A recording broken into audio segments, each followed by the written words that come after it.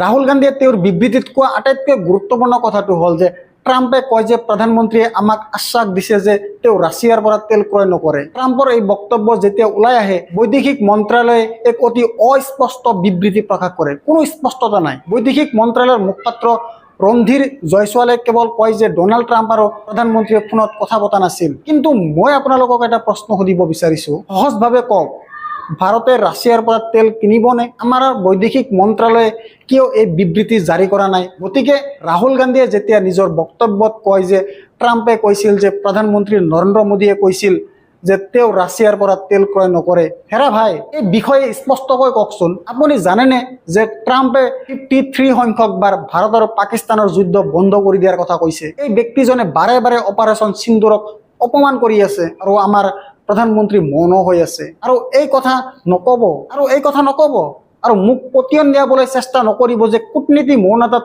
নিহত হৈ থাকে, আৰু আমাক পতিয়ন দিয়াবলৈ চেষ্টা নকৰিব যে কূটনীতি মৌনতাত নিহত হৈ থাকে। এখন দেশৰ পৰিচয় হ'ল ইয়াৰ সন্মানো। কাৰণ যেতিয়া ডোনাল্ড ট্ৰাম্পে আপোনাক প্ৰশংসা কৰে, আপোনাক মহান নেতা বুলি কয়, তেতিয়া আপুনি লগে লগে বিবৃতি প্ৰকাশ কৰে। ডোনাল্ড ট্ৰাম্পে যেতিয়া পেলেষ্টাইনৰ বাবে তেওঁৰ আধা বেগড শান্তি পৰিকল্পনা দাঙি ধৰে, তেতিয়া প্ৰধানমন্ত্ৰী নৰেন্দ্ৰ মোদীয়ে অভিনন্দন জনাই ডোনাল্ড ট্ৰাম্পক মহান নেতা আখ্যা দিয়ে। তাৰ পিছত আপুনি এটা বিবৃতি জাৰি কৰে।